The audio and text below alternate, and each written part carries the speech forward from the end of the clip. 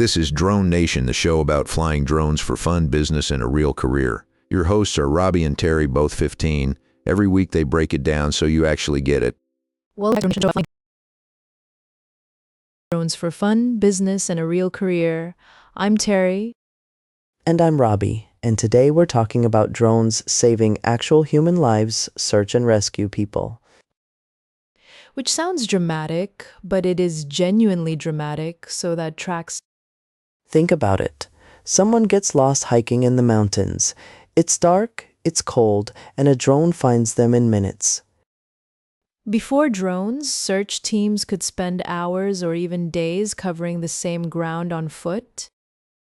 And every hour matters when someone's hypothermic or injured out there. So how fast are we talking? A drone can search about 100 acres in under an hour.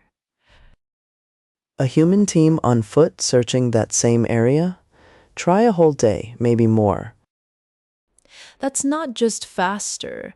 That's the difference between finding someone alive and not finding them in time. Okay, so I looked this up, and thermal cameras are kind of the secret weapon here.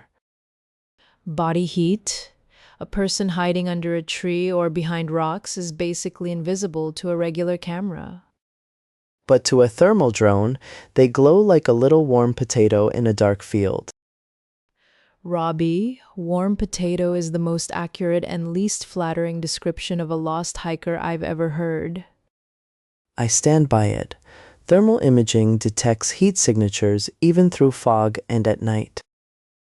Which is huge because a lot of emergencies happen at night or in bad weather exactly when you can't see anything. And drones don't get tired, don't need to rest, and don't accidentally step off a cliff in the dark. Unlike the rescue team, which, no offense to rescue teams, they're humans and that's a real risk. So, are these like special rescue drones or are they off-the-shelf models? Both actually. Some departments use commercial drones like DJI Matrice models. Others have custom rigs with specialized sensors. The cool thing is the technology is getting cheaper fast, so even small rural counties can afford a program. Some volunteer fire departments now run their own drone units, which is really cool and very practical. There's even a certification for this. The FAA Part 107 license lets you fly drones commercially or for public safety. Which, by the way, is something we could actually study for and get at our age. Terry, are you saying we should become licensed search and rescue drone pilots? I'm not saying that. Fair enough. Now drones also carry things like they can drop a life jacket to someone drowning offshore. Or a radio so a lost person can communicate their exact location to rescuers on the ground. There are cases where a drone reached a stranded swimmer before the lifeguard boat even launched. In Australia, a drone dropped an inflatable rescue device to two teens caught in a rip current in under 2 minutes. 2 minutes. The lifeguard heard about the emergency, grabbed the drone controller, and those kids were already holding a float. That story kind of makes you feel good about technology for once. Right. Instead of feeling like technology is just making us all argue online. Okay, what about mountains and wilderness? Avalanche rescue is a big one, right? Huge after an avalanche, rescuers have a narrow window, roughly 15 minutes before survival rates drop sharply. And you can't exactly run a ground team across fresh, unstable snowpack at high speed. But a drone can sweep the area instantly, using thermal cameras or even devices that detect radio signals from beacon transmitters.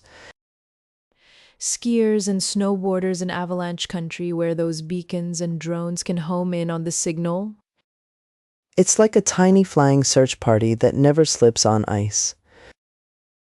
Search and rescue teams also use drones to map disaster zones after earthquakes or floods. They get a bird's eye picture of the whole area in minutes, then coordinate where to send ground teams. So the drone isn't replacing the rescuers, it's making the rescuers smarter about where to go. Exactly, it's like having a scout that can see everything and reports back instantly. And honestly, if you want a career that combines flying drones with genuinely helping people, this is it. Emergency management agencies, fire departments, coast guards, mountain rescue teams, they all want trained drone operators now.